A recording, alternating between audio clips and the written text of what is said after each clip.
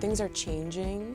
Women are making music, people of color are making music, trans and non-binary people are making music. We can't hold on to the same ideas and standards that we held on to 30 years ago.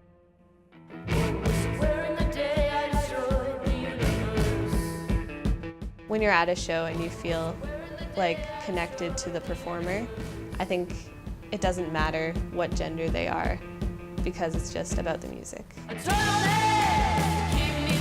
My mom runs a music school and I grew up taking lessons there, mostly doing classical and then sort of shifting my focus later on to songwriting and more popular music.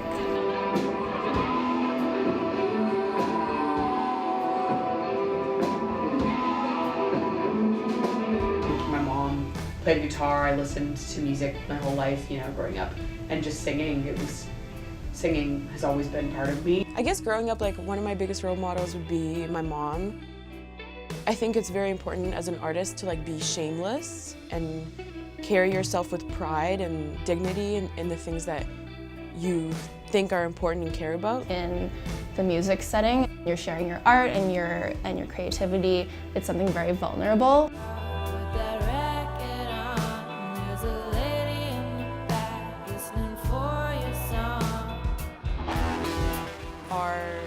Physical appearance is somehow representative of the things that we're capable of. I always have to think about what I'm going to wear on stage because, if I'm too sexy, then that's going to be the whole point of what I do. It was almost degrading because it's well, I've worked so hard, I've been playing music since I was 5 years old.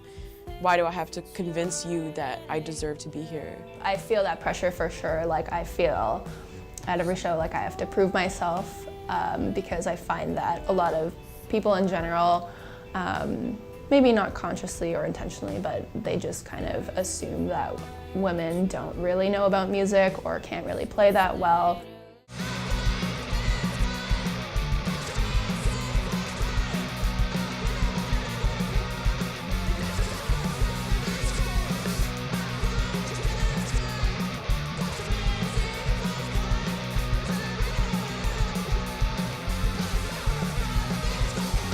So when you have women at the helm, not only do you have a stronger economic performance for your business and therefore the industry is more robust, it also obviously allows for much more diversity, whether it's cultural, whether it's socioeconomic, whether it's gender. Also, they've proven that when you have female leadership, your rate of harassment and impropriety and bullying, all of it, decreases significantly as well. So the idea of having women leaders is really what we are now sort of really pushing for because it really solves a lot of the challenges we're seeing in the industry. If an artist comes in, regardless of their gender, you should ask them the same technical questions. You should just do your job.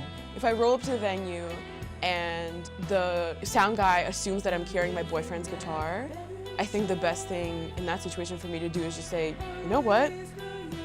It's actually me who's playing. Being not only a musician, but I was a sound person for a while too. Bands definitely treat you differently as a female. But when you look at things like engineering and live music, my background, you certainly see a significant discrepancy. Roughly, it's anywhere between 5 and 8% of recording engineers and sound engineers are women. So it's a very low representation. Women are less encouraged to be involved in and especially pursue maybe a professional career in music. And I think a lot of the time you have to be an extraordinary musician to be regarded as a valuable one.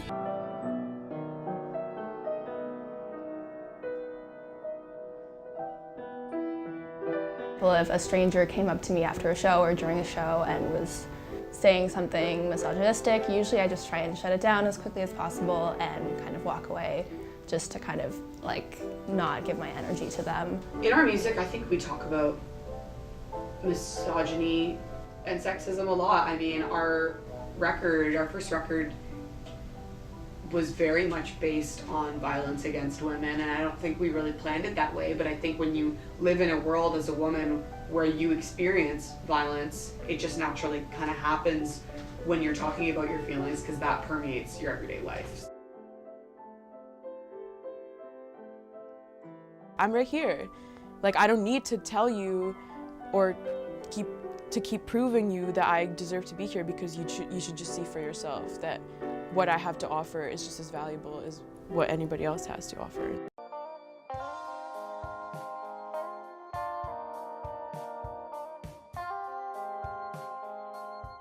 When it comes to creating safe spaces at shows, I feel like it's everybody's responsibility who's working on the show. I think we will just continue to talk about why it's important, culturally, socially. We have a really big responsibility in the entertainment industries, I believe. You're there too, and it's your responsibility to make sure that everyone in the space is having a good time, because it's reflective on everyone. It's reflective on every single participant. It's reflective on the venue, on the owner, on the bands, on the people that support the bands. To promoters, to bar owners, bartenders, door personnel, and concert goers. I feel like it's everybody's personal responsibility to make where you are the place that you want to be.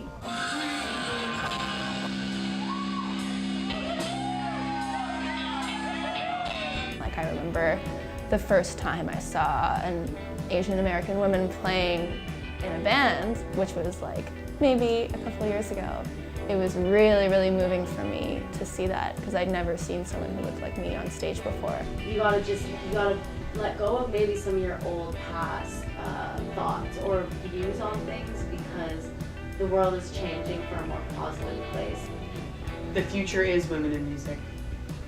I don't even know how much more I can say about that. I think women are the future of music and the future of rock and roll. I think that it's getting better, but I think that even outside of Toronto, that women in the music scene are definitely underestimated.